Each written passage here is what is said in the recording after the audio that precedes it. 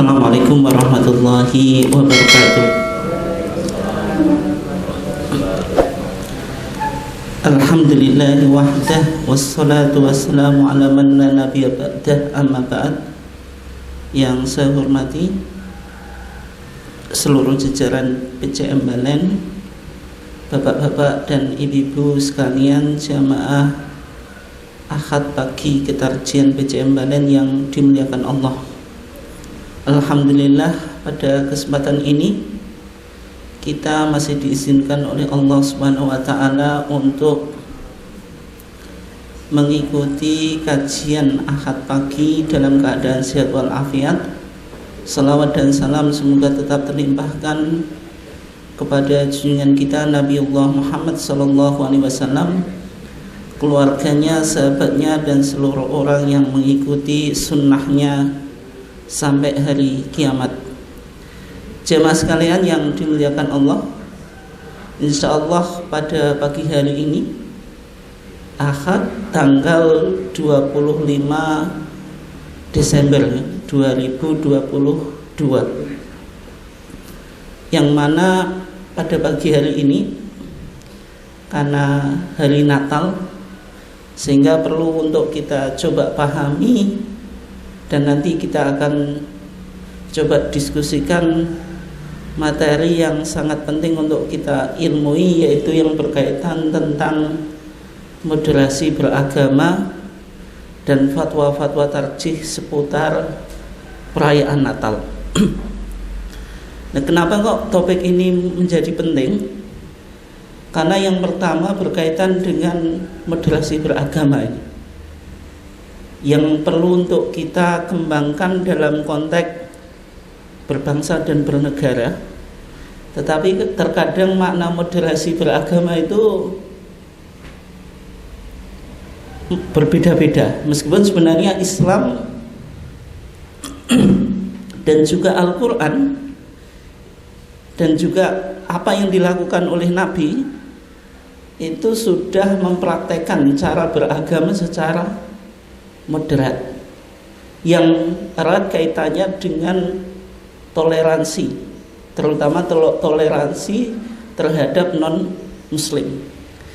Tapi terkadang memahami makna moderasi ini yang ekspresinya berbeda-beda, dan juga mungkin sudah masuk nanti pada wilayah ibadah dan akidah. Padahal toleransi beragama itu ya pada muamalat apa? Duniawiyah. Sehingga topik ini menjadi penting karena intinya Muhammadiyah sepakat terhadap pengembangan moderasi beragama. Tapi terkadang dalam mengekspresikan ini yang ruangnya itu di mana gitu. Apakah termasuk di ruang akidah dan juga di ruang ibadah, misalnya dalam konteks mengembangkan sikap moderasi beragama yang direalisasikan dengan toleransi. Misalnya dalam perayaan Natal, apakah umat Islam itu atas nama toleransi ikut merayakan Natal bersama, sehingga hadir di kebaktian atau misa gitu. Misalnya sholawatan di sana ya. Semacam itu memang kita akan coba diskusikan, dan nanti kita akan coba gali sebenarnya moderasi beragama itu bagaimana. Kemudian juga ternyata fatwa-fatwa tarjih yang sudah dibukukan di TJA, Tanya Jawab Agama, Muhammadiyah sudah memberikan banyak fatwa yang berkaitan dengan relasi dengan non-muslim. Nanti kita coba lihat fatwanya apa saja, tapi diantaranya yang paling penting yaitu misalnya hukum mengucapkan selamat Natal bagi umat Kristiani itu bagaimana, yang biasanya menjadi perdebatan di setiap tahun. Bapak dan Ibu sekalian yang dimuliakan Allah, ketika kita bicara tentang moderasi beragama, sebenarnya di Muktamar Muhammadiyah ke-48 di Solo kemarin, ketika Muhammadiyah merumuskan Risalah Islam Berkemajuan atau Al-Islam At-Taqaddumi, Muhammadiyah merumuskan ada 5 karakteristik yang berkaitan dengan pemahaman Islam yang berkemajuan, yang mana 5 karakteristik ini dikembangkan oleh Muhammadiyah. Yang pertama, Islam yang berkemajuan itu harus al-mabni ala tauhid, dilandasi pada prinsip tauhid. Artinya wilayah tauhid itu wilayah yang berkaitan dengan misi awal para nabi dan juga menjadi peletak keselamatan kita di dalam apa? Beragama. Kemudian yang kedua, aruju ilal Quran was sunnah, kembali pada Quran dan sunnah. Ini sejak awal Muhammadiyah mendengungkan di dalam beragama itu langsung kepada Al-Quran dan sunnah, yang disebut dengan aruju ilal Quran was sunnah. Meskipun kata-kata aruju ilal Quran was sunnah ini sering digoda, rujuk ada tolak, ada rujuk. Ya berarti Muhammadiyah dulu pernah mentalak Quran, sekarang rujuk kembali lagi. Atau tadi kalau bahasa Indonesia kembali itu kan lawannya apa? Pergi. Berarti dulu Muhammadiyah pernah meninggalkan Quran, sekarang kembali. Tapi maksudnya bukan semacam itu. Maksudnya aruju ilal Quran was sunnah itu dalam artian Muhammadiyah dalam beragama itu langsung mengembalikan semua ajaran agama itu pada sumber asalnya, yaitu Al-Quran dan As-Sunnah, sehingga tidak ada kewajiban untuk berafiliasi kepada madhab tertentu. Meskipun Muhammadiyah tidak anti madhab, madhab itu penting sebagai bahan pertimbangan di dalam upaya kita untuk kembali pada Quran dan As-Sunnah, tetapi tidak ada kewajiban bagi seorang muslim untuk mengikuti salah satu madhab tertentu secara taklid buta. Kemudian yang ketiga, ihya'ul ijtihad wa tajdid, yaitu menghidupkan ijtihad dan tajdid. Sejak awal Muhammadiyah itu apa? Berusaha untuk mengembangkan ijtihad, karena Muhammadiyah menolak pemahaman sebagian ulama dan sebagian umat Islam yang mengatakan babul ijtihad apa? Mughlaqun. Bab ijtihad itu sudah tertutup. Apalagi dalam konteks sekarang, Pak, perlu untuk dikembangkan ijtihad, baik ijtihad intiqai atau tarjihi, ijtihad menyeleksi pendapat-pendapat ulama yang sudah ada di dalam kitab kuning, ataupun ijtihad insya'i, yaitu ijtihad yang mencoba merespon berbagai macam permasalahan kontemporer yang belum pernah dikaji atau dirumuskan oleh ulama-ulama klasik. Itu yang disebut apa? Ijtihad insya'i. Terutama misalnya dalam konteks sekarang jual beli itu luar biasa Pak perkembangannya. Secara online itu sudah apa?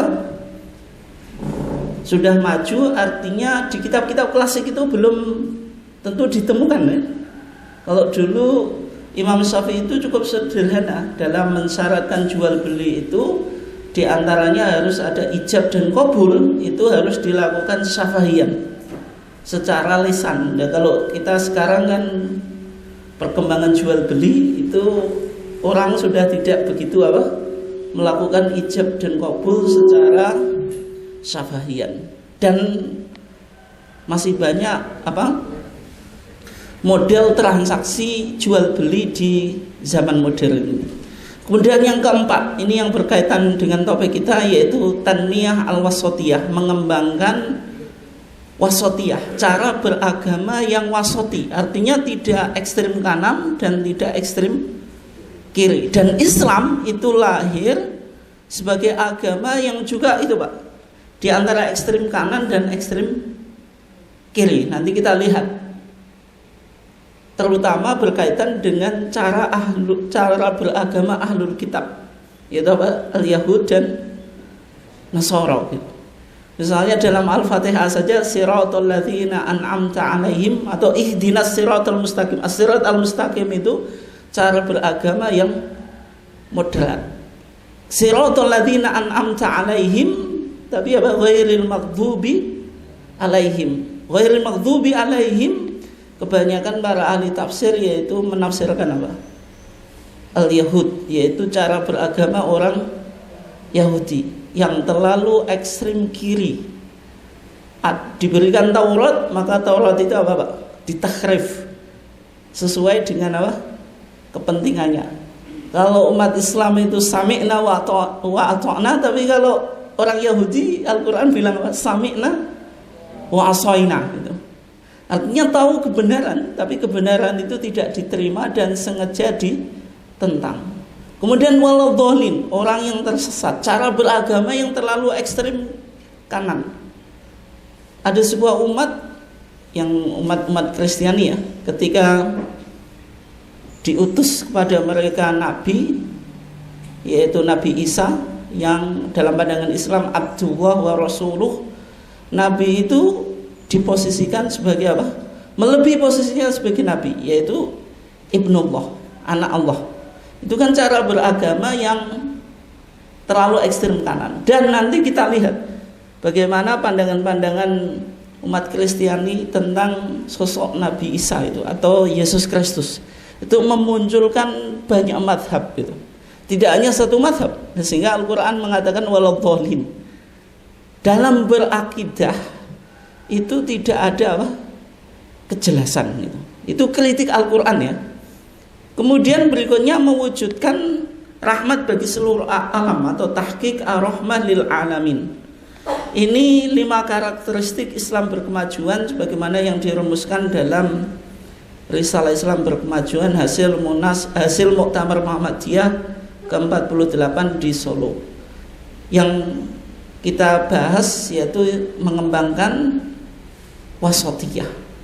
Nah, kalau kita bicara di dalam Al-Quran Pak, atau dalam perspektif Al-Quran, sebagaimana yang sudah kita singgung tadi, misalnya ada sebuah ayat yang cukup populer, wa kadzalika ja'alnakum ummatan wasata. Artinya ada sikap wasati. Dan Al-Azhar sendiri gitu. Tidak hanya Al-Azhar, semua kelompok Islam sekarang itu berusaha untuk apa? Mengembangkan Islam wasati, Islam yang tidak terlalu kanan dan tidak terlalu apa? Kiri. Nah, artinya Islam wasati itu Islam yang menolak ekstremisme dalam beragama, baik bentuk sikap berlebihan, hulu, ataupun sikap mengabaikan. Hulu, nanti kita lihat bagaimana kritik Al-Quran terhadap cara beragama Ahlul Kitab yang secara apa? Yang secara khusus itu berkaitan dengan cara beragama umat Kristiani. Kemudian tafrid itu lebih pada Yahudi itu, tahu kebenaran tapi diabaikan. Nah, sehingga kenapa kok kita perlu untuk mengembangkan wasatiyah? Wasatiyah itu diwujudkan dengan sikap sosial. Ini yang pertama, ini menarik Pak, tegas dalam pendirian. Artinya orang moderat itu orang yang memiliki apa? Pendirian yang tegas, bukan berarti yang penting ikut arus itu kan. Luas dalam wawasan, artinya wawasannya tidak sempit, tidak menggunakan satu perspektif atau menghukumi seseorang sesuai dengan budaya atau apa tradisi yang mana ia berkembang. Dan kalau orang sudah tegas dalam pendirian, luas dalam wawasan, itu akan apa?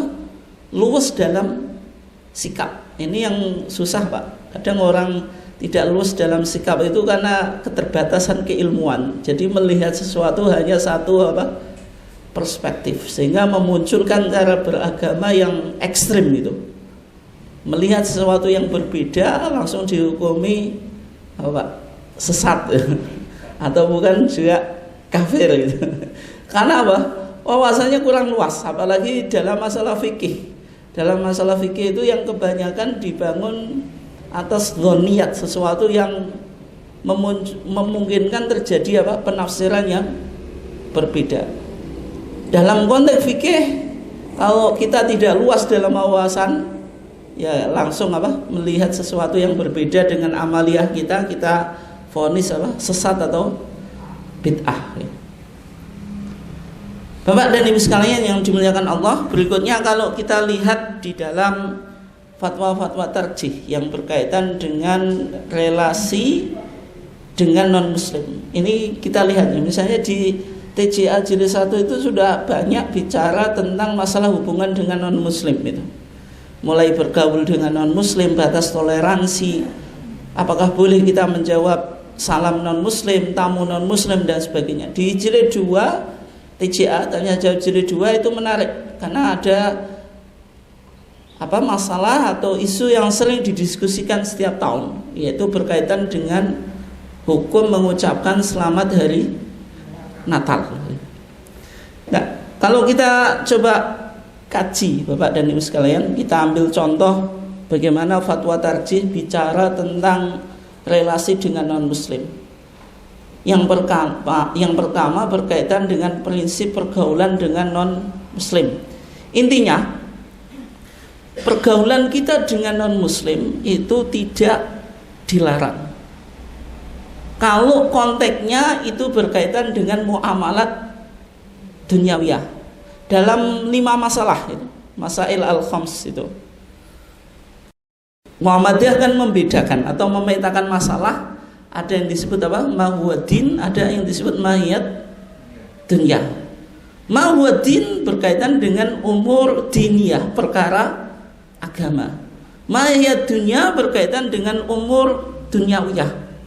Artinya pergaulan kita dengan non-muslim kalau masuk umur duniawiyah ya berarti boleh. Tapi kalau sudah masuk umur diniyah, perkara agama, nanti ada akidah, ada ibadah, ini yang tidak boleh. Artinya kalau kita bergaul dengan non-muslim, misalnya punya teman kerja non-muslim, atau punya teman yang dekat dengan non-muslim, punya tetangga non-muslim, itu boleh. Karena Nabi sendiri ketika meninggal kan banyak cerita yang menceritakan Nabi menggadaikan baju perangnya kepada orang Yahudi. Artinya Nabi biasa melakukan interaksi dengan orang Yahudi atau non-muslim, karena konteksnya konteks keduniaan. Nah, sehingga kalau kita coba lihat di dalam Al-Quran ya, kenapa kok muamalah duniawiyah itu boleh? Berinteraksi sosial, berbangsa dan bernegara dengan non-muslim. Itu misalnya dalam surah Al-Mumtahanah ya, ayat yang ke-8, Allah Subhanahu wa taala berfirman, la yanhakumullahu 'anil ladzina lam yuqatilukum fid-din. Allah tidak melarang kamu 'anil ladzina lam yuqatilukum fid-din, dari orang-orang yang tidak memerangi kamu sekalian di dalam agama. Walam yukhrijukum min diyarikum, dan mereka tidak mengusir kamu sekalian dari kampung halamanmu. Sebagaimana yang dialami oleh Nabi. Nabi dulu kan kampung halamannya Mekah, kemudian diusir, harus meninggalkan Madinah gitu. Harus meninggalkan Mekah menuju ke Madinah. Antabaruhum wa tuqsitu ilaihim, kamu berbuat baik dan berlaku adil.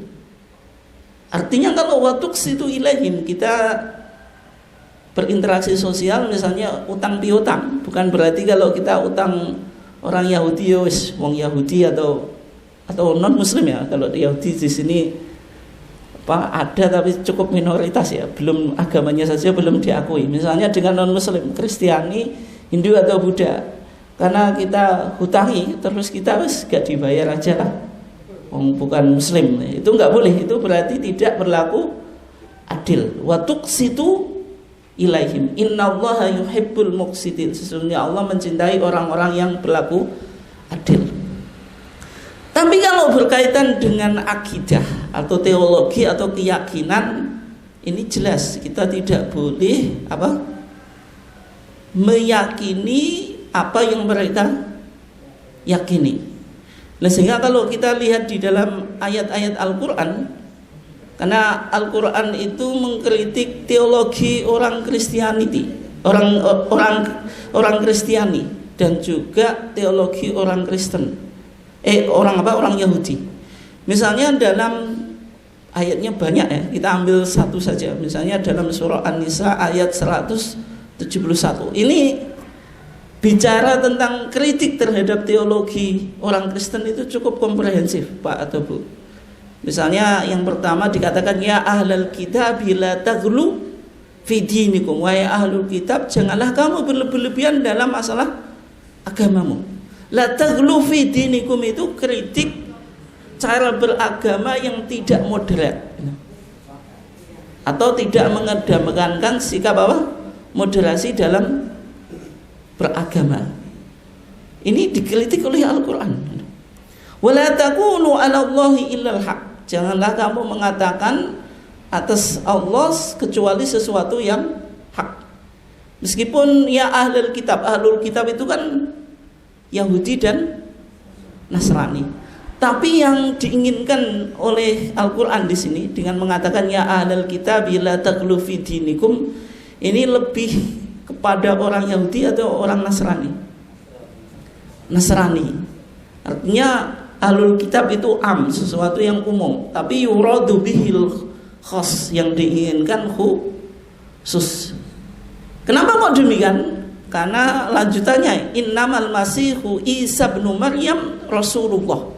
Sesungguhnya Al-Masih Isa ibn Maryam itu Rasulullah. Artinya hanya utusan Allah. Tidak Ibnullah. Sehingga dalam ayat yang lain Al-Qur'an mengatakan apa? Laqad kafaral ladzina qalu innallaha huwal masihu ibnu Maryam. Sungguh kafirlah orang-orang yang mengatakan apa? Laqad kafaral ladzina qalu, yang mengatakan apa? Innallaha, sesungguhnya Allah huwal masihu ibnu Maryam. Sesungguhnya Allah itu adalah Al-Masih ibn Maryam.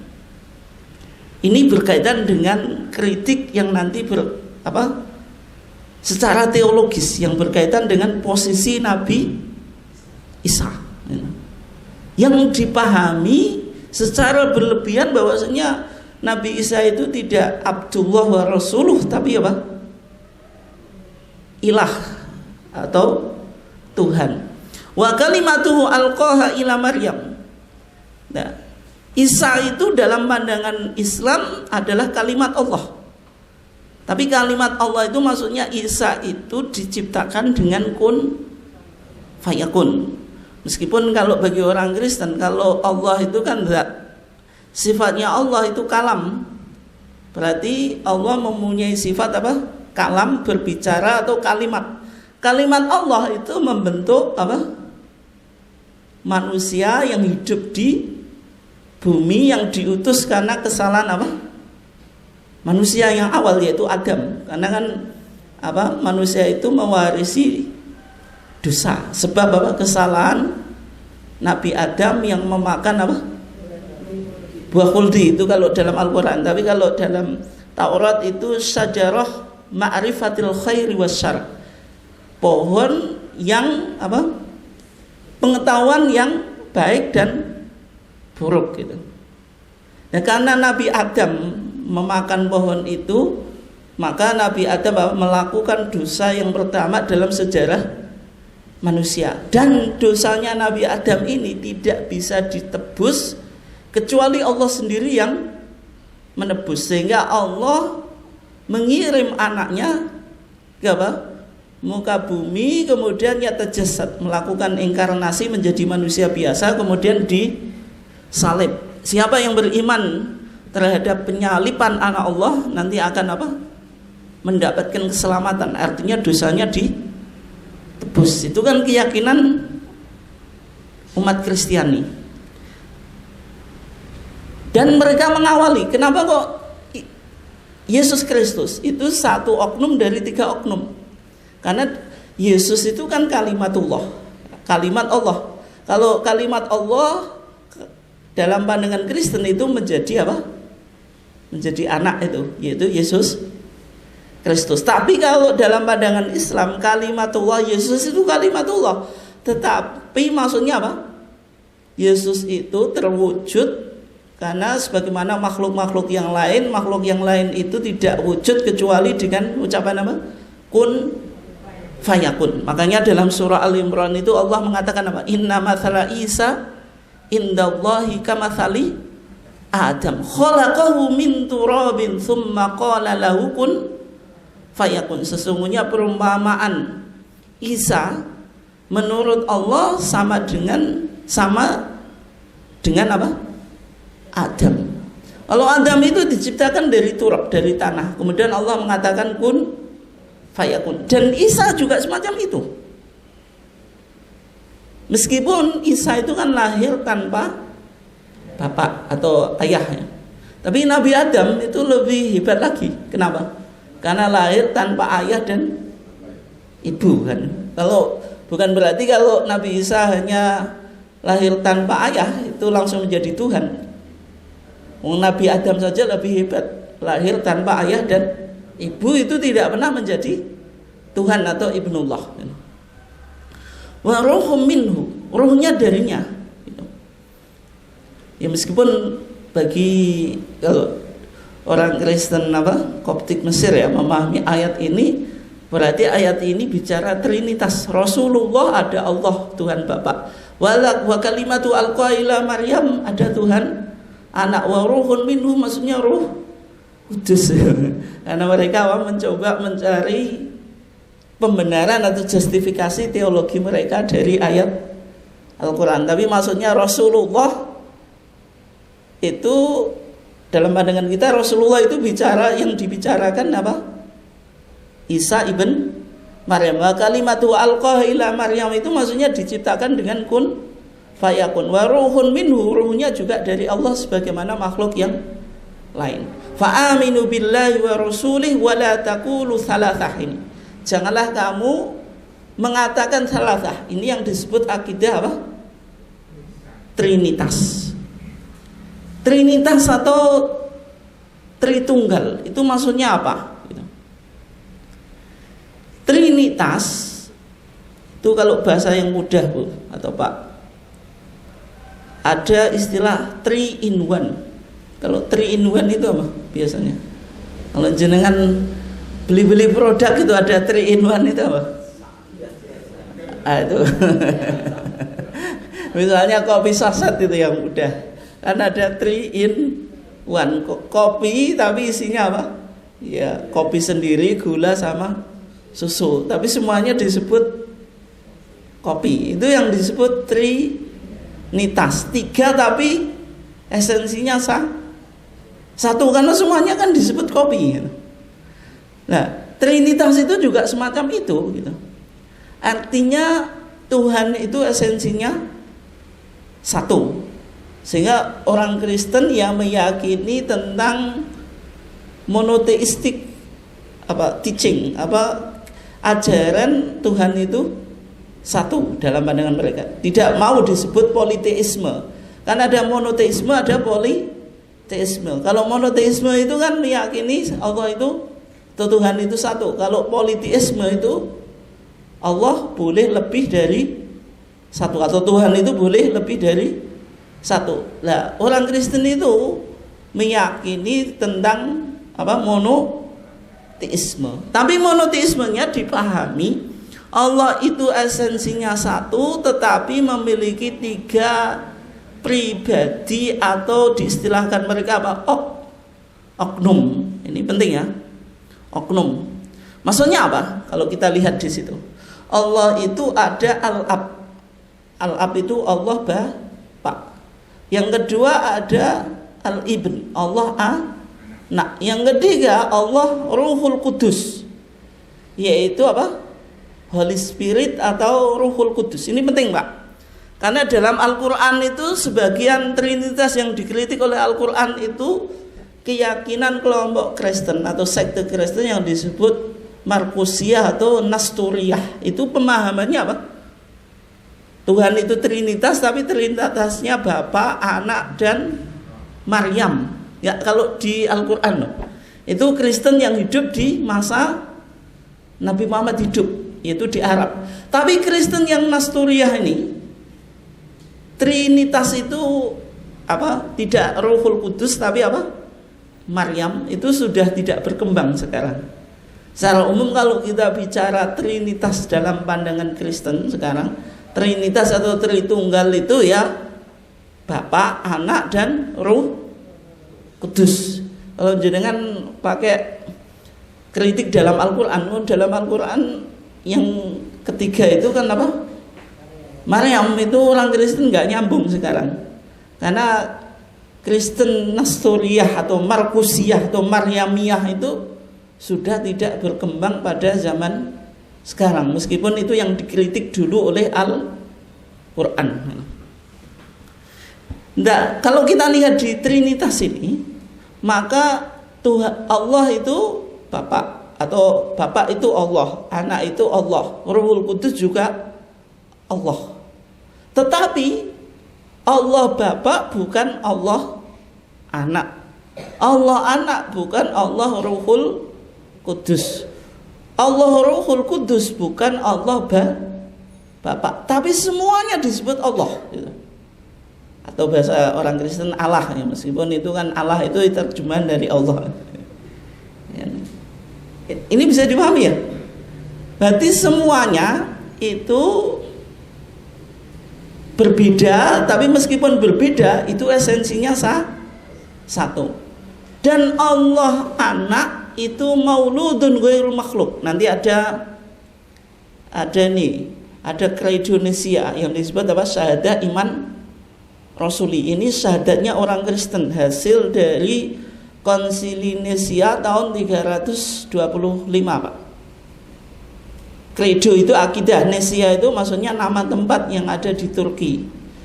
Karena Trinitas itu baru disepakati oleh Kristen di konsili. Konsili itu semacam ijma ya, pertemuan para pemuka agama Kristen yang dilakukan di Nicea, sehingga melahirkan yang disebut dengan Credo Nicea atau Syahadah Iman Rasuli, yaitu yang berkaitan dengan Trinitas. Tapi yang belum selesai waktu itu tentang posisi Ruhul Kudus. Ruhul Kudus itu dibahas lagi, dikonsili lagi di 381. Itu namanya Konsili Konstantin yang pertama. Gitu. Atau kalau bahasa Arabnya Majma' Konstantiniyah al-Awwal, yaitu apa? Konsili Konstantin yang pertama. Di sana misalnya, kalau kita lihat ini yang bahasa Arab ya, tentang posisi Isa atau Yesus Kristus ya, dia dikatakan maulud ghairu makhluk. Yesus itu maulud, dilahirkan, tapi ghairu makhluk, tidak diciptakan. Kalau jenengan coba pahami Pak atau Bu, maulud sesuatu itu, Yesus itu dilahirkan tapi tidak diciptakan. Sesuatu yang dilahirkan itu diciptakan atau tidak? Ya karena lahir itu kan pasti tercipta, tapi dipahami apa? Ghairu makhluk. Yesus itu lahirnya dari mana? Dari Tuhan Bapak, tapi tidak diciptakan oleh Tuhan Bapak. Kenapa? Karena musawin lil afil jawrah. Karena Yesus itu sama dengan Bapak dalam esensinya. Bisa dipahami nggak? Ini bahasa susah ini. Karena bagaimana kok sesuatu itu maulud, dilahirkan tapi ghairu makhluk. Secara penalaran itu susah dipahami, Pak. Makanya sebagian teolog Kristen, semakin kita tidak paham Trinitas, itu semakin kuat iman kita. Karena memang susah untuk dicerna. Karena Yesus itu lahirnya dari Tuhan Bapa. Tapi bukan berarti Yesus diciptakan oleh Tuhan Bapa, karena keduanya esensinya satu. Misalnya ketika ini makanya Trinitas itu apa Pak? Susah untuk dipahami. Kemudian juga Ruhul Kudus. Ruhul Kudus itu dia posisinya apa? Al-munbathik minal ab itu. Ruhul Kudus itu dia berasal dari Bapa itu. Alladzi huwa ma'al ab wal ibn. Kemudian diperdebatkan Ruhul Kudus itu apa? Munculnya dari Tuhan Bapa. Apakah tidak muncul dari Tuhan Anak? Itu nanti memunculkan sekte yang lain. Tapi yang Kristen mainstream memahami Ruhul Kudus itu asalnya dari Tuhan Bapa, kemudian bersama Tuhan Bapa dan Tuhan anak. Pokoknya itulah, nanti teologi Kristen itu perdebatannya luar biasa gitu. Artinya memahami Trinitas itu tidak mudah. Nah, sehingga Al-Quran tadi mengkritik tentang Trinitas. Wala taqulu thalathah, jangan engkau mengatakan thalathah. Kenapa kok Al-Quran bilang thalathah? Seharusnya kan thaluth. Kalau thalathah itu Tuhan tiga, karena Al-Quran bicara konsekuensi ya. Meskipun orang Kristen tadi memahami Tuhan kita bukan thalathah, tidak tiga tapi satu. Tapi Al-Quran mengkritik kalau orang memiliki pemahaman Trinitas, itu konsekuensinya yang menjadikan Tuhan tiga. Meskipun orang yang bicara atau yang meyakini akidah ini tidak pernah mengatakan Tuhan tiga, satu tapi punya tiga oknum. Tapi kalau Al-Quran itu bicaranya langsung pada hasilnya. Itu yang kritik Al-Quran semacam itu. Indahu khairul lakum, maka selesailah kamu sekalian dari memiliki pemahaman apa? Trinitas itu lebih baik bagimu. Innamallahu ilahu wahid, sesungguhnya Allah adalah Tuhan yang satu. Dan Trinitas itu tidak pernah ditemukan di Injil. Misalnya dalam kitab umat Kristen itu kan disebut apa? Alkitab itu apa? Kitab sucinya umat Kristen atau Kristiani. Atau dalam bahasa Inggrisnya disebut Holy Bible. Itu tidak pernah ditemukan adanya Trinitas. Misalnya dalam Taurat atau Perjanjian Lama, itu tidak ada Trinitas. Yang ada orang Yahudi itu kan setiap pagi dan sore itu bilang apa? Shema Yisrael Adonai Ilahinu Adonai Echad. Ini menarik Pak, tapi kalau saya dalam-dalam nanti malah bingung. Shema Yisrael, Shema itu ini kan bahasa Ibrani, itu mendekati bahasa Arab. Kalau jenengan bisa bahasa Arab, belajar bahasa Ibrani itu lebih cepat. Kenapa? Shema Yisrael, Shema itu isma, dengarkanlah. Yisrael maksudnya ya Israel. Adonai ilahinu, Adonai itu Tuhan ya. Ilahinu itu ilahuna. Ilah itu kan Tuhan. Tapi Adonai ilahinu. Adonai echad, Tuhan itu echad. Echad itu kayak ahad. Karena bahasa Ibrani dengan bahasa Arab itu disebut bahasa Samiyah atau apa, Semitic language. Dia satu rumpun sehingga apa? Bunyinya agak dekat. Ahad, echad itu kan sama. Cuma beda sedikit aja ya. Artinya Adonai echad, Tuhan kita satu, artinya tidak Trinitas. Demikian juga di Injil itu tidak ditemukan ada statement yang eksplisit yang menjelaskan tentang Trinitas, enggak ada. Oke. Sehingga Al-Quran bilang apa? Innamallahu ilahu wahid subhanahu ayyakuna lahu walad. Maha suci Allah ya kalau dia memiliki anak, baik anak secara hakiki atau secara majazi. Tapi bagi orang Kristen, kalau Yesus disebut anak Allah itu bukan secara hakiki, secara majazi. Tapi Islam itu memahami Yesus itu tidak boleh disebut anak secara majazi. Kenapa? Nanti konsekuensinya akan memunculkan pemahaman anak secara hakiki. Meskipun orang Kristen tidak pernah memahami Yesus Kristus itu anak Allah secara hakiki, maksudnya lahir dari Allah, tidak. Tapi tadi lahir tapi tidak diciptakan. Kenapa kok tidak diciptakan? Karena sama dengan Allah Bapa secara apa? Esensinya. Makanya tetap orang Kristen bilang sebagai agama apa? Monoteisme, meyakini Tuhan itu satu. Oke. Ini kalau berkaitan dengan teologi. Kemudian ibadah, dalam interaksi kita dengan non muslim juga tidak boleh masuk dalam wilayah ibadah.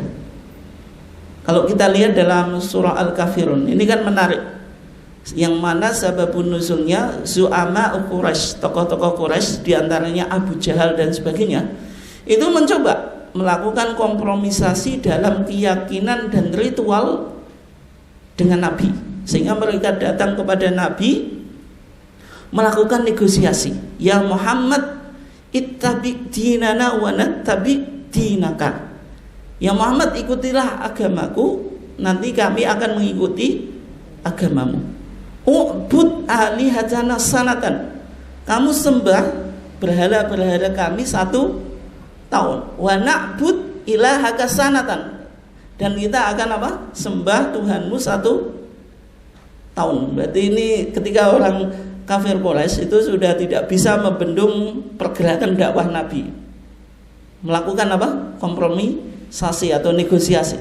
Supaya apa? Umat Islam tidak idealis, tidak konsisten dalam keyakinannya.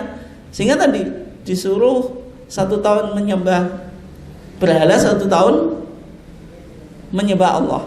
Tapi ketika itu jawaban Allah apa? Qul ya ayyuhal kafirun la a'budu ma ta'budun wala antum a'biduna ma a'bud wala ana a'bidum ma abattum wala antum a'biduna ma a'bud lakum dinukum waliyadin. Itu bacanya waliyadin ya, bukan walyadin ya. Karena banyak orang baca apa? Walyadin itu. Nah, di sini ada 2 kata yang diulangi. Yang pertama la a'budu ma ta'budun, sama wala ana abidum ma'abatum. Itu secara bahasa itu maknanya sama Pak atau Bu, meskipun struktur kalimatnya agak berbeda, tapi maknanya sama. Yang pertama la a'budu ma ta'budun. Ta'budun itu fi'il apa? Masih tahu? Fi'il apa? Fi'il mudhari' ya. Itu kalau fi'il mudhari' menunjukkan apa? Zaman sekarang atau mustaqbal yang akan datang. Tapi yang kedua wala ana abidum ma'abatum itu fi'il apa? Fi'il madhi, menunjukkan zaman lampau. Artinya Nabi Muhammad tidak mungkin melakukan penyembahan terhadap Tuhan orang-orang apa? Kafir Quraisy di masa dulu, sekarang dan akan datang. Artinya penolakan secara totalitas. Kemudian ditutup ini lakum dinukum waliyadin. Ini prinsip dalam masalah akidah dan ibadah. Lakum dinukum, bagimu kesyirikanmu, waliyadin bagiku apa? Tauhidi atau ketauhidanku. Artinya kalau konteksnya itu ibadah dan apa? Akidah, itu prinsip kita apa? Lakum dinukum waliyadin. Kemudian berikutnya ya Pak, berkaitan dengan fatwa mengucapkan selamat hari Natal. Ketika kita lihat di dalam fatwa tarjih yang bicara tentang hukum mengucapkan selamat hari Natal, itu majelis tarjih mengutip fatwa yang sudah pernah difatwakan oleh MUI. Kenapa kok demikian? Karena dianggap kalau bicara selamat hari Natal itu kan butuh lembaga fatwa yang otoritatif, yang lebih bisa mengayomi semua ormas atau semua umat Islam yang ada di Indonesia. Sehingga majelis tarjih tidak perlu untuk memberikan fatwa secara khusus itu. Sehingga yang dikutip adalah fatwa MUI. Di dalam fatwa MUI ini sudah 19 berapa itu? 75 atau berapa itu? Ketika Buya Hamka pernah diminta menarik, kemudian sampai apa? Mengundurkan diri dari ketua MUI. Di fatwa tersebut itu sebelum memberikan fatwa itu disebutkan beberapa pertimbangan. Yang pertama, karena sudah kita bahas ya beberapa prinsip yang disebutkan dalam fatwa ini. Misalnya dalam konteks muamalah dunyawiyah atau berhubungan dengan masalah keduniaan, kita boleh berinteraksi dengan non-muslim atau umat Kristiani. Kemudian umat Islam tidak boleh memperadukan agama dengan akidah atau peribadatan dengan agama yang lain tadi. Dalam konteks akidah dan ibadah itu yang tidak boleh. Kemudian ketiga, dalam pandangan Islam, posisi Isa ibn Maryam itu ya Abdullah wa Rasuluh. Hanya kalau Abdullah berarti bukan Tuhan itu. Kemudian dalam pandangan Islam itu meyakini Allah itu wahid, Allah itu satu. Artinya Islam tidak memberikan ruang terhadap keyakinan trinitas tadi. Wala taqulu apa? Thalathah. Kemudian dalam Islam itu ada prinsip maslahah, yaitu apa? Darul mafasid muqaddamun ala jalbil masoleh. Meninggalkan kerusakan itu lebih diprioritaskan daripada menarik maslahat. Artinya kalau ada sesuatu yang syubhat, tidak jelas apakah ini halal atau ini haram, itu yang amannya tidak dilakukan. Itu apa? Darul mafasid muqaddamun ala jalbil masoleh. Nah, sehingga dari beberapa pertimbangan tadi difatwakan. Yang pertama, perayaan Natal di Indonesia meskipun tujuannya merayakan dan menghormati Nabi Isa, karena esensi Natalan itu sama dengan Maulidan gitu. Ya kan? Kalau orang melakukan Maulid itu tujuannya apa? Menghormati atau mengagungkan kelahiran seseorang. Kalau umat Islam merayakan Maulid Nabi, ya berarti mengagungkan kelahiran Nabi. Umat Kristiani merayakan Maulid Isa, intinya apa? Mengagungkan atau menghormati. Akan tapi Natal itu tidak dapat dipisahkan dari soal-soal yang diterangkan di atas. Sehingga apa? Difatwakan kalau merayakan Natal bersama bagi umat Islam hukumnya haram. Kalau jenengan misalnya nanti hari ini Pak ya, mendatangi gereja ikut misa bersama atau apa ibadah di gereja bersama umat Kristiani, itu haram ya? Itu Natalan bersama. Tetapi kalau misalnya hanya tadi mengucapkan, kemudian yang ketiga ini, agar umat Islam tidak terjerumus kepada yang syubhat dan Allah dianjurkan untuk tidak mengikuti kegiatan-kegiatan perayaan Natal.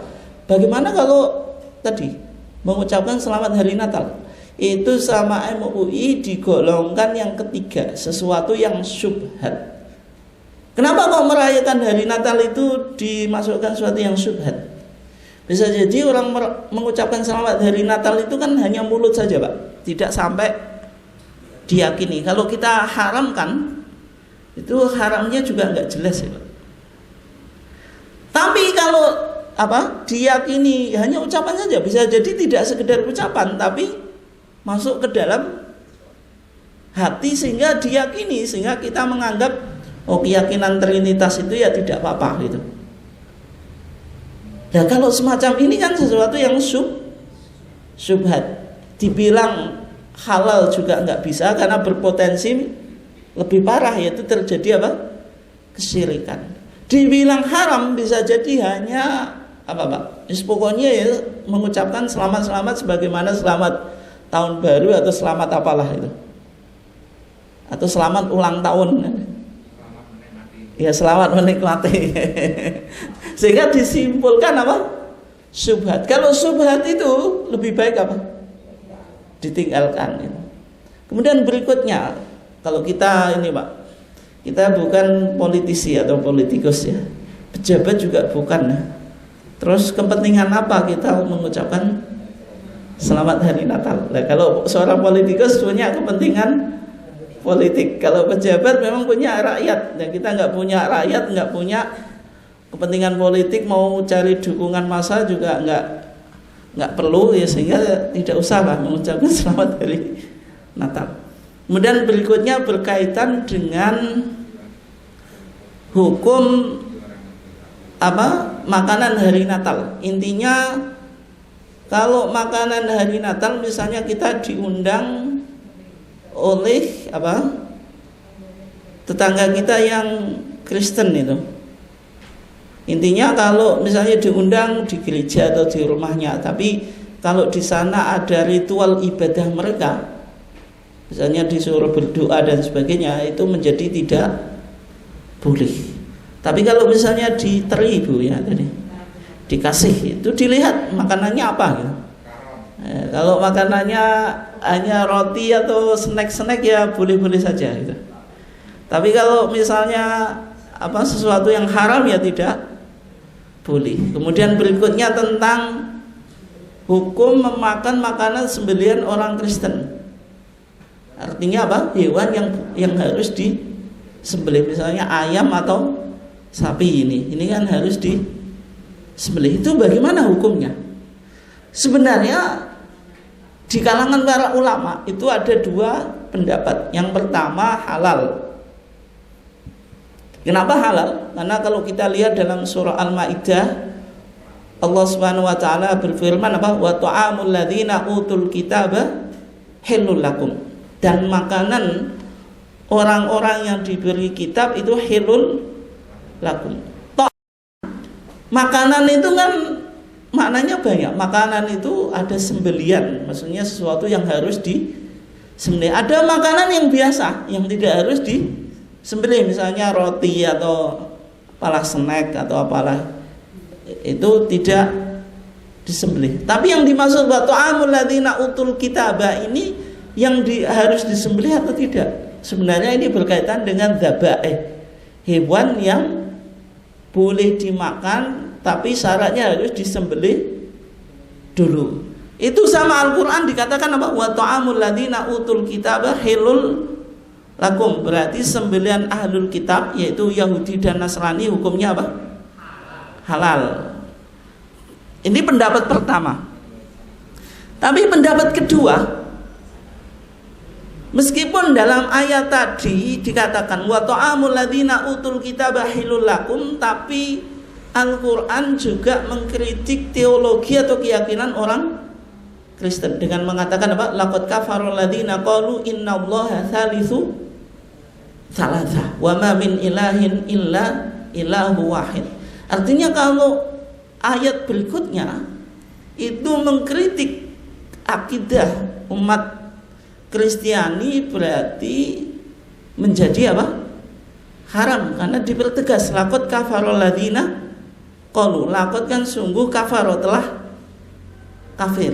Nah, sehingga dipahami keyakinan umat Kristiani di zaman Nabi itu sudah dikritik. Artinya sudah tidak memiliki keyakinan tauhid secara murni, sehingga disimpulkan akidah mereka karena sudah dikritik oleh Al-Qur'an yang menjadi haram. Sehingga ada dua pendapat tadi, ada yang mengatakan halal, ada haram. Tapi yang dipilih oleh Majelis Tarjih dari dua pendapat ini, Majelis Tarjih mendasarkan kaidah darul mafasid muqaddamun ala jalbil masalih. Mencegah kerusakan didahulukan daripada mengambil maslahat. Sehingga konsekuensinya Pak atau Bu. Tapi bagi kita tidak begitu ada konsekuensi ya, karena kita tetangga ahlul kitab kan tidak punya. Misalnya kalau tetangga ahlul kitab itu ngasih makanan ke kita, misalnya ayam, itu harus dilihat dulu. Kalau ayamnya beli dari pasar ya halal. Tapi kalau sembelih sendiri itu lebih baik ditinggalkan kalau Majelis Tarjih gitu. Benar kucing enggak? Karena apa tadi? Memilih sikap ke hati-hatian. Itu kalau sembelian ya. Berikutnya yang terakhir, ini paling penting ya. Apakah tanggal 25 Desember itu maulidnya Nabi Isa atau hari kelahirannya Yesus Kristus ya. Untuk melihat seberapa valid Pak tentang penetapan tanggal 25 Desember sebagai hari Natal atau hari maulidnya Nabi Isa atau hari kelahiran Yesus Kristus, kita perlu untuk mengecek di kitab suci umat Kristiani. Kitab sucinya apa? Injil. Tapi Injil itu kan kitab suci khusus bagi umat Kristiani. Tapi dalam Alkitab mereka Pak, mereka menyebutnya Alkitab. Alkitab itu meskipun bahasa Arab ya, karena peradaban kita didominasi oleh Islam. Dulu itu aja Injil Pak di tahun 18-an itu atau 19-an itu masih Nabi Isa itu pergi ke masjid juga. Maksudnya terjemahnya masjid itu. Saya ada itu banyak data. Karena mereka cari kata misalnya sinagog. Sinagog itu tempat ibadahnya orang Yahudi, itu belum muncul di bahasa Indonesia. Sehingga mereka harus mencari apa? Bahasa untuk apa tadi? Tempat ibadah itu apa? Yang ada waktu dulu itu ya hanya masjid. Sehingga Yesus juga pergi ke masjid, tapi yang dibaca bukan Quran tapi Taurat. Gitu. Nah, sehingga tadi Alkitab mereka itu namanya Alkitab. Alkitab kan bahasa Arab. Gitu. Seharusnya kan Bible atau The Holy apa? Bible. Tapi yang lebih populer ya Alkitab. Alkitab itu ada isinya secara umum itu dua, perjanjian lama atau Old Testament sama perjanjian baru, New Testament. Old Testament itu perjanjian lama, itu kitabnya orang Yahudi, itu kitabnya orang Yahudi, isinya 3. Kalau orang Yahudi menyebutnya Tanakh. Tanakh itu Tangnya itu Taurat, Nevi'im sama Ketuvim. Nevi'im itu nabi-nabi, Ketuvim itu tulisan-tulisan yang ditulis oleh pemuka orang Yahudi. Itu disebut apa? Tanakh. Orang Kristen menyebutnya perjanjian lama. Karena orang Kristen ini menerima kitabnya orang Yahudi, makanya disebut perjanjian lama. Bagi orang Yahudi itu penghinaan, Pak. Berarti kalau ada perjanjian lama, perjanjian baru, yang berlaku apa? Perjanjian baru. Orang Yahudi sebenarnya nggak terima kitab saya itu, diklaim kok dibilang perjanjian lama, berarti nggak berlaku lagi gitu. Nah, kemudian kitab khusus untuk umat Kristen itu perjanjian baru. Perjanjian baru itu diantaranya ada 4 Injil. 4 Injil itu apa saja? Barnabas apa saja? Apa? Matius, Markus, Yohanes, Lukas, 5 ya. Tadi saya bilang 4. Oke. Injil itu sebenarnya banyak. Ada yang mengatakan 60, ada yang mengatakan 100 lebih ya. Karena Injil itu sebenarnya ditulis bukan oleh Nabi Isa, atau Injil itu bagi umat Kristen itu bukan kitab yang diturunkan oleh kepada Nabi Isa, tapi Injil itu tulisan muridnya Isa yang menceritakan sejarahnya Nabi Isa. Makanya Injil itu sebenarnya levelnya kayak sirah nabawiyah. Kalau kita umat Islam baca sirah nabawiyah itu apa? Kitab atau buku yang menceritakan perjalanan hidup Nabi. Dan Injil itu ya semacam itu bagi orang Kristen. Artinya Injil itu bicara perjalanan hidup Yesus Kristus, dari dia lahir, bagaimana dakwahnya sampai disalib dan seterusnya. Levelnya sama dengan sirah nabawiyah, tidak selevel dengan Quran. Artinya kalau diparalelkan Pak, disamakan ya. Kalau Quran itu kan ceritanya, justru Al-Quran sangat sedikit menyinggung perjalanan hidup Nabi. Itu di perjalanan hidup Nabi disinggung, tapi apa? Tidak detail. Misalnya Isra Mi'raj saja cuma subhanalladzi asra bi abdihi laila minal masjidil haram ilal masjidil aqsa, tidak dijelaskan tanggalnya berapa, apa yang dialami Nabi. Tidak, Al-Quran hanya bicara secara apa? Global gitu. Tapi kalau Injil itu sangat detail. Sehingga karena Injil itu kayak sirah nabawiyah, tidak ada Injil Nabi Isa atau misalnya Injil Yesus Kristus, nggak ada. Injil yang ditulis oleh Yesus Kristus. Meskipun Al-Quran seolah-olah Injil itu dulu ya itu masih perdebatan. Misalnya Injil yang dibicarakan Quran itu dakwahnya, atau maksudnya Injil itu kan artinya besar, memberi kabar gembira. Itu kitab atau tidak? Meskipun kebanyakan ulama Islam mengatakan itu kitab. Tapi bagi orang Kristen tidak ada. Tidak ada, maksudnya dari sekian Injil nggak ada Gospel of Jesus. Injilnya Yesus nggak ada, Injilu Isa nggak ada. Yang ada Injil itu ditulis oleh para penulis yang dalam pandangan Kristen mereka mendapatkan ilham atau inspirasi atau wahyu gitu. Sehingga otoritatif Injil itu karena mendapatkan wahyu dari Roh Kudus. Tapi bukan berarti Injil itu tulisannya atau kitab yang diberikan kepada Nabi Isa. Oke ya, bisa dipahami ya. Dari sekian Injil itu ada yang disebut dengan Injil kanonik ya. Injil kanonik itu apa maksudnya? Kanonik itu dari kata konun itu. Konun itu apa? Undang-undang, maksudnya Injil yang bisa dijadikan apa? Sumber beragama.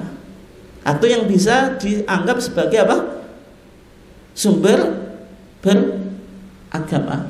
Dari sekian Injil itu di Konsili Nisia tadi 325 Masehi itu dipilih Injil apa yang diterima oleh gereja, maka melahirkan keputusan ada 4 Injil. Injil itu yang disebut Injil tadi kanonik. Apa? Pertama Matius, yang kedua Markus, yang ketiga Lukas, yang keempat Yohanes. Tapi jenengan tadi bilang Injil Barnabas.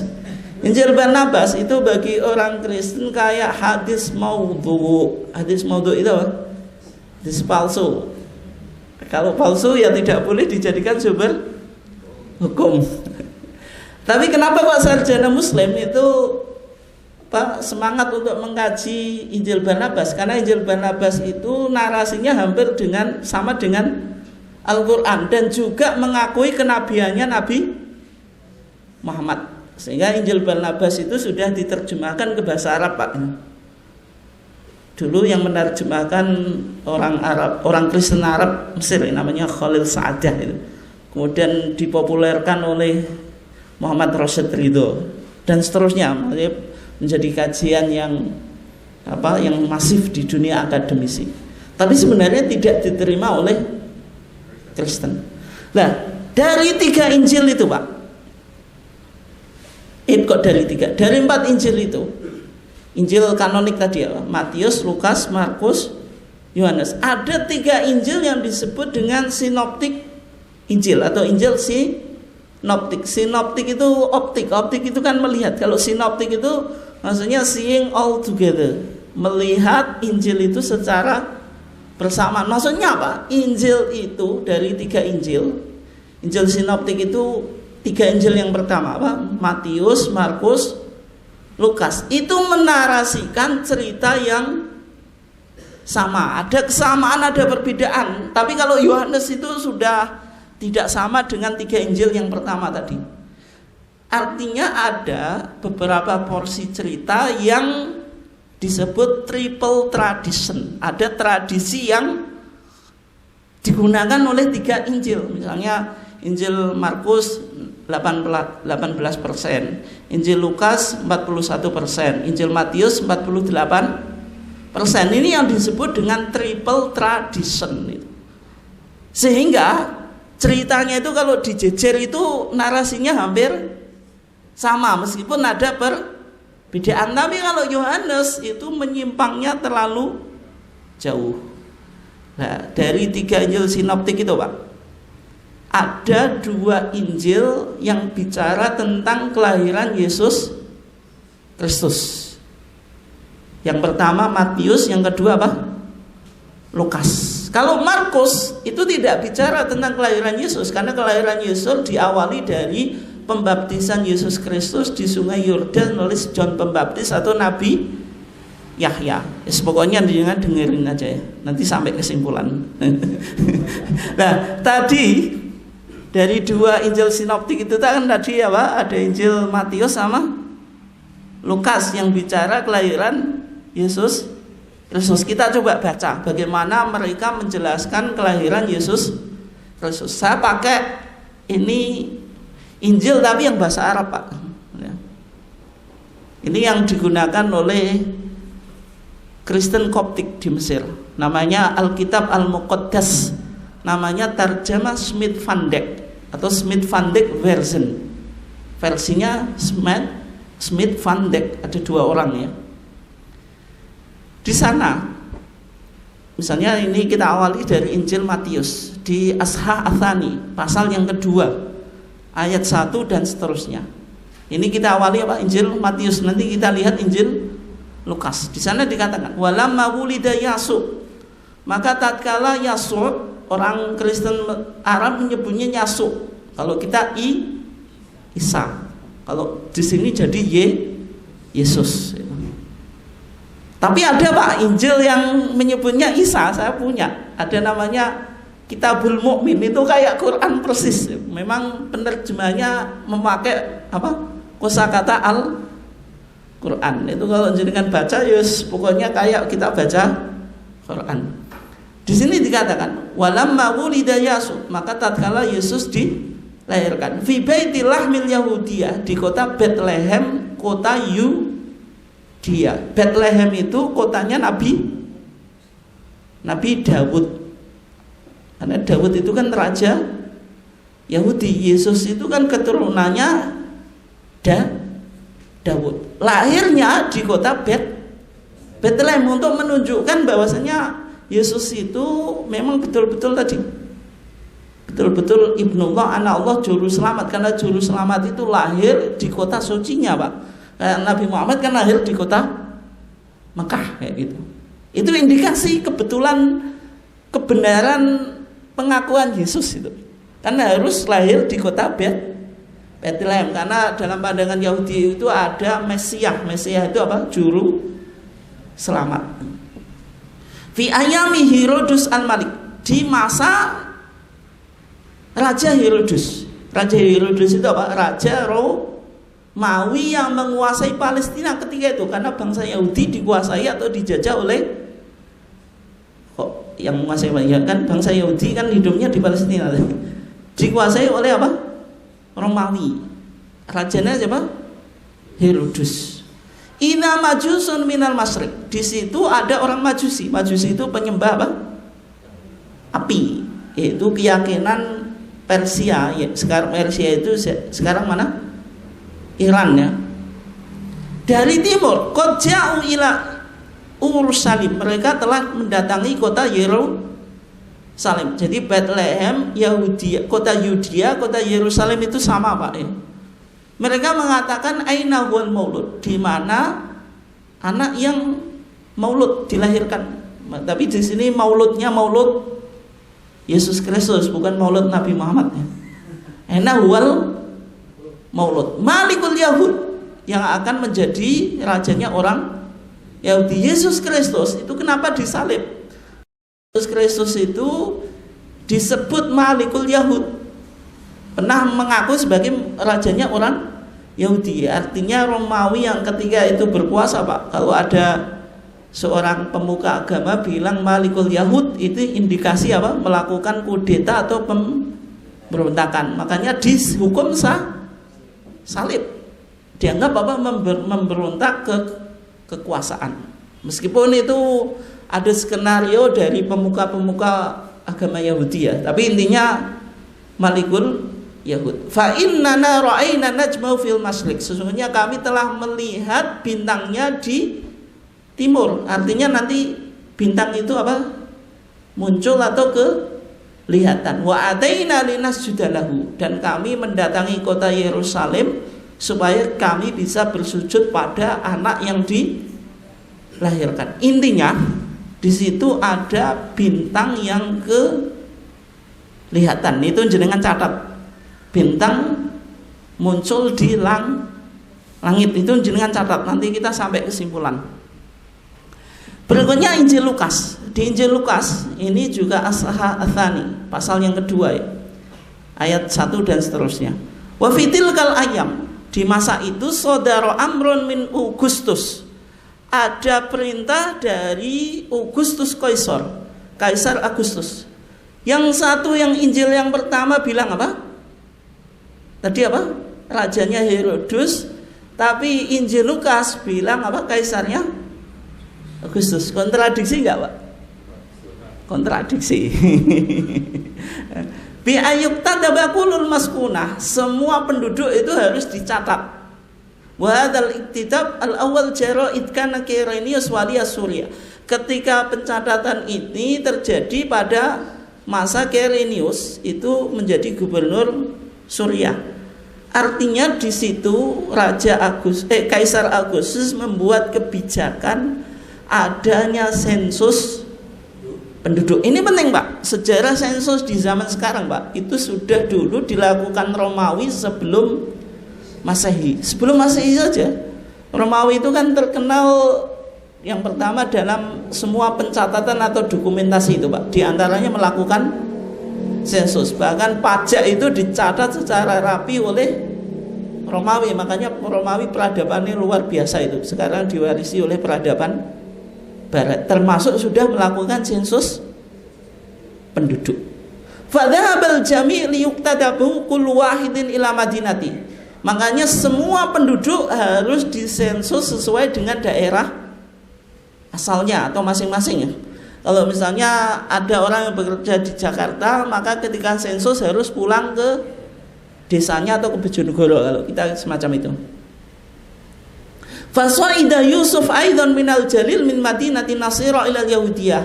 Maka Yusuf ketika itu apa? Naik dari Jalil itu Galilea, min madinati Nasira, dari kota Nasirah. Nasirah itu Nazaret ya. Yusuf itu siapa? Yusuf itu tunangannya Maryam atau Maria. Ini penting, Pak, karena Al-Quran itu tidak mungkin menyebutkan Yusuf. Kalau Maryam disebutkan, karena Quran itu menceritakan sejarah, dia hanya singkat dan kronologisnya kadang loncat-loncat, Pak. Tapi jangan sampai dipahami Quran berarti kok loncat-loncat, ini bukan wahyu, bukan semacam itu. Karena ini penting loh, Pak. Mungkin jenengan belum pernah berpikir, ya pokoknya nek Quran niki dibaca saja. Tapi belum pernah saya yakin niku Al-Quran kok ceritanya loncat-loncat. Karena kita juga baca Quran kan cuma dibaca, belum sampai pada pemahaman.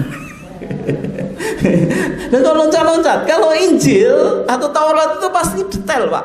Kronologi cerita itu ya dari pertama sampai Z. Tapi Quran itu loncat-loncat. Kadang cerita Maryam saja tidak satu ayat, itu pindah-pindah. Nabi Musa itu pokoknya pindah-pindah. Karena yang diinginkan Quran bukan pada ceritanya, tapi apa?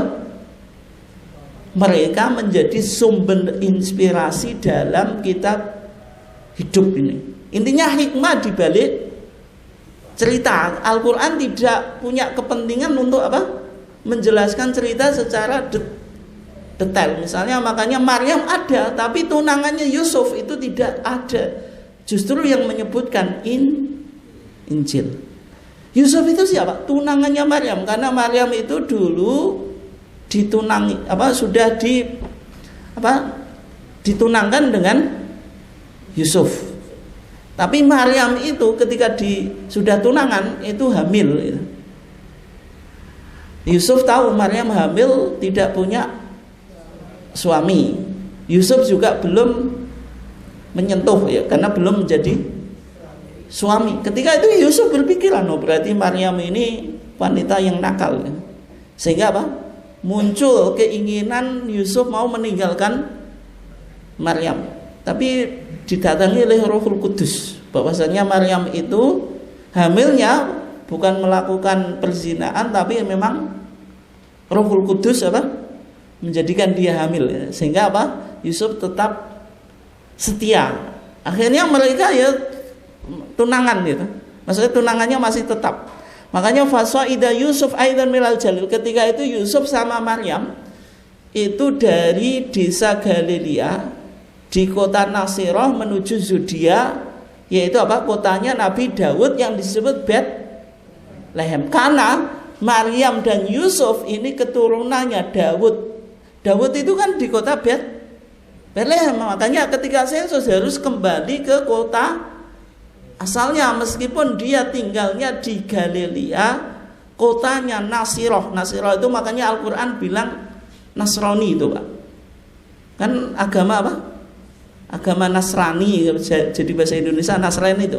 Makanya Al-Quran bilangnya Nasoro, jarang pakai Masihiyin atau Masihiyun. Kan kalau menyebutkan Nasoro, orang-orang dari Nasirah, yaitu Nazaret itu. Artinya agama Kristen itu kan nama tempat asalnya, bisa dipahami ya. Intinya terjadi sensus gitu. Oke, berikutnya ini yang terakhir. Di Injil Matius, di Injil Lukas itu menceritakan kunjungan para pengembala. Maksudnya pengembala apa? Kambing. Ketika itu ada ru'atun, pengembala kambing, yakhrusuna hirasata lail, yang mereka sedang mengembalakan kambingnya di waktu malam. Sampai dia apa? Mencari bayi yang dilahirkan di kota Daud, yaitu Bethlehem atau Yudea atau Urusa Salim. Intinya ada pengembala yang mengembalakan ternaknya atau kambingnya di waktu malam. Dari dua Injil ini, Pak, paling tidak memberikan 3 peristiwa yang penting. Misalnya yang pertama, Injil Matius, ada orang Majusi mencari bayi yang dilahirkan di kota Yerusalem. Mereka bisa sampai kota Yerusalem karena apa? Bintang terbit. Oke ya.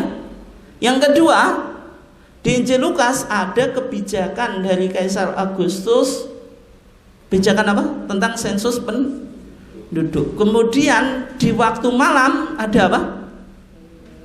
Para pengembala lagi mengembalakan dombanya atau kambingnya, dan mereka apa? Mendatangi kota Yerusalem. Intinya Natal itu tanggal berapa? 25 Desember. Itu musim dingin atau musim panas? Dingin. Karena kalau saya yang hidup di Mesir, Pak, karena Palestina itu kan dekat dengan Mesir. Kalau kita sudah November, Oktober, Desember, Januari, Februari, Maret, terutama akhir Desember dan Januari itu puncaknya musim dingin. Harus kupluan pakai itu, Pak, kayak mau ngedos itulah. Kaos kakian kita semende di dinding itu nggak kuat. Jalan kaki itu nyentuh lantai dingin, kedinginan. Apalagi Palestina itu sebagian wilayah turun salju. Nah, kalau kita amati atau analisa 3 peristiwa tadi, Pak. Yang pertama, bintang terbit atau muncul di langit. Itu musim dingin atau musim panas? Musim panas. Kalau musim dingin, karena kan ada salju, ada kabut, nggak kelihatan. Yang kedua, kalau Kaisar Agustus mau bikin kebijakan sensus, kira-kira dilakukan di musim panas atau musim dingin? Musim panas. Kenapa? Karena kalau orang melakukan perjalanan di musim dingin, setiap orang kan harus dicatat sesuai dengan daerah asalnya atau kota asalnya. Itu riskan kematian. Karena perjalanan di musim dingin tadi melawan cuaca yang ekstrim itu. Tidak mungkin seorang pemerintah memberi kebijakan sensus di musim dingin. Yang ketiga, pengembala kambing itu lagi mengembala kambingnya di waktu malam. Kalau musim dingin mungkin enggak. Rumput itu pasti sudah saya mati ya. Yang kedua, keluar mengembalakan kambing juga kademen, Pak. Sehingga apa? Enggak mungkin ada pengembala yang mengembalakan kambingnya di waktu malam. Sehingga kesimpulannya Injil itu apa? Memberikan keterangan yang mengindikasikan Yesus itu lahirnya di musim panas. Kita lihat keterangan Quran ya, cepat ini ya. Di dalam Al-Quran, di surah Maryam ya, meskipun ceritanya agak beda dengan Injil, tapi di sana dijelaskan ya, ketika Maryam mengandung dari Roh Kudus itu atau malaikat Jibril ya, dia kalau ada seorang perawan, Pak Bu ya, dia hamil tidak punya suami, itu betah atau enggak tuh? Menetap di rumah nyantai atau pingin minggat ya bawaannya. Maryam juga situ semacam itu, bikin minggat. Akhirnya Maryam minggat betul.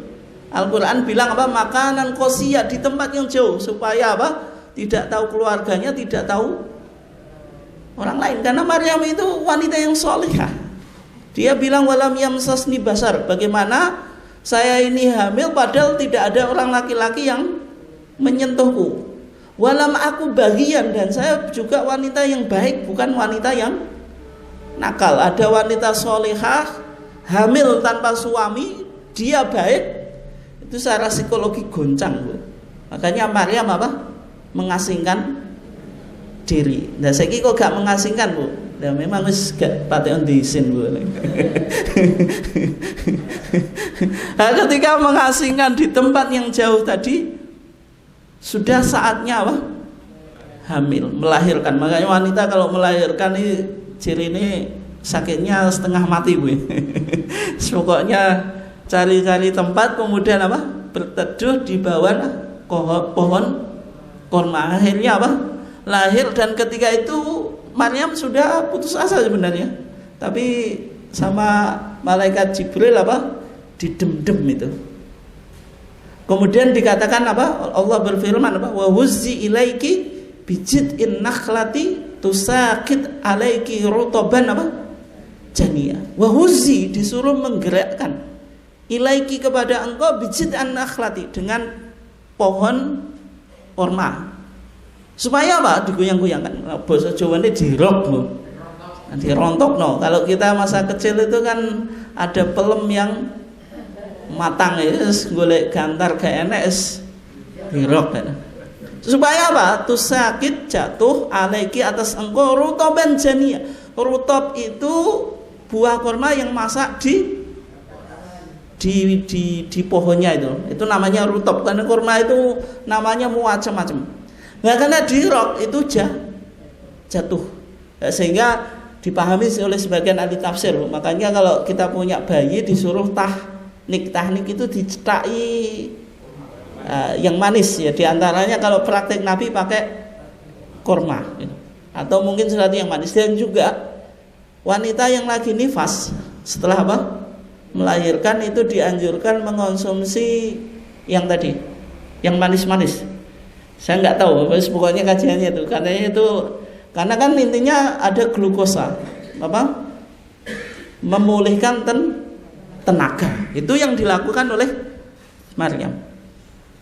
Intinya di sini, meskipun narasi Bible dengan narasi Injil dan narasi Quran itu tidak sama ya, tapi paling tidak ada sedikit kesamaan. Al-Quran bilang ketika itu apa? Kurma itu lagi berbuah, sehingga memunculkan rutab tadi. Ini di musim dingin atau panas? Panas, sehingga ada kesamaan. Yang jelas Yesus itu atau Isa itu lahir di musim panas, tidak mungkin musim dingin. Dan sehingga kita simpulkan 25 Desember itu sebenarnya bukan maulidnya Isa atau Natalnya Yesus Kristus. Ada sumber Kristen ya, karena waktu kita intinya saya nggak usah baca ya langsung ini. Ini yang ditulis oleh sarjana Kristen Jerman, namanya The Gottmertiel of Jesus, a Christian Defend the Jews Against the Church of Deceit. Itu artinya ini berbicara mengungkap bagaimana kok 25 Desember itu menjadi apa? Natal. Intinya ketika Raja Konstantin atau Kaisar Konstantin itu dulu agamanya pagan, kemudian masuk Kristen. 25 Desember itu disebut hari Sol Invictus. Sol Invictus itu hari dewa matahari. Karena pagan itu bukan penyembah patung berhala, itu tidak punya hari libur. Hari libur itu agama yang memiliki sejarah, agama apa? Yahudi, karena Sabat itu kan hari libur, Pak. Kemudian di Kristen kemudian Islam. Nah, ketika Kaisar Konstantin ketika itu menerima Kristen, maka melakukan kristianisasi. 25 Desember hari dewa matahari dijadikan hari libur. Dan hari liburnya dihubungkan dengan apa? Dengan kelahiran Yesus Kristus itu. Ya, sehingga tadi menjadi apa? Dalam penanggalan gereja tanggal 25 Desember menjadi apa? Hari Natalan. Dan mungkin sekian kajian kita, nggak ada pertanyaan ya. Posisi kita ke orang.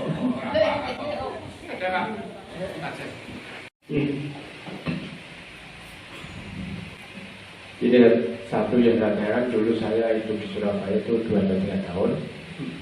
Saya berdekat dengan Kristiani. Setiap mau Natal, beliau itu membeli ayam. Tapi pada waktu mengasihkan tetangga, ada ucapan yang bercakap dalam benak saya sampai sekarang. Sedekah atau tasyakuran dalam rangka Natal, bagaimana menurut pandangan Masjid Takjis? Terima kasih. Assalamualaikum warahmatullahi wabarakatuh. Sebenarnya tadi sudah kita coba bahas ya. Kalau tadi sedekahnya kan ayam, itu berarti ada sembelihan. Dan Majelis Takjis sudah memfatwakan, ini kebetulan yang mustafti penanyanya juga orang Bojonegoro, Pak Poniran Yahman, orang Palembang. Itu menanyakan tentang hukum memakan makanan sembelihan orang Kristen. Tadi ada 2 pendapat. Yang pertama halal, karena Al-Quran bilang bahwa ta'amul ladina utul kitaba hilul lakum. Tapi ayat ini dipahami oleh pendapat yang kedua, ayat ini sudah dinasakh. Artinya apa? Hukumnya sudah dihapus. Terutama ketika sudah turun ayat awal laqad kafara alladziina qalu innallaha tsalitsu tsalatsa. Artinya ketika teologi umat Kristiani tentang teologi Trinitas itu sudah dikritik oleh Al-Quran, maka ayat wa ta'amul ladzina utul kitaba hilul lakum ini sudah tidak berlaku. Sehingga sembelihan ahlul kitab itu ya haram, karena keyakinan mereka sudah dianggap menyimpang. Dari 2 pendapat ini yang lebih dikuatkan oleh Majelis Takjis. Meskipun Majelis Takjis sebenarnya menggunakan kaidah satu dari itu apa? Mencegah sesuatu yang halal karena berpotensi pada yang haram. Sebenarnya memakan sembelihan ahlul kitab itu halal, Pak. Tetapi dikhawatirkan dengan kita memakan itu bisa mengarah yang haram, terutama karena kan Al-Quran wa ma uhilla bihi li ghairillah. Ketika makanan yang disembelih bukan atas nama Allah itu kan haram kan gitu. Karena itu kan momennya Natal, nanti kan ditujukan untuk Yesus Kristus. Paling tidak dia dengan merayakan Natal itu, penyembelihan ini kan diperuntukkan itu kan yang mengarah ke Yesus Kristus. Sehingga sikap berhati-hatiannya apa? Darul mafasid muqaddamun ala jalbil fasol. Mencegah kerusakan juga bukan daripada mengambil kemaslahatan. Itu jawaban Majelis Takjis semacam itu. Artinya sebagai sikap berhati-hatiannya tidak dimakan. Tapi kalau misalnya makanannya yang tidak harus disembelih, misalnya apa? Makanan biasa saja gitu. Roti atau misalnya apa? Telur dan sebagainya, buah-buahan yang monggo-monggo saja. Ya, itu kalau pandangan Majelis Takjis macam itu.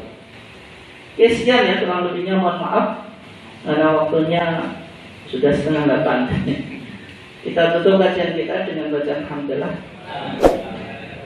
Wassalamualaikum warahmatullahi wabarakatuh.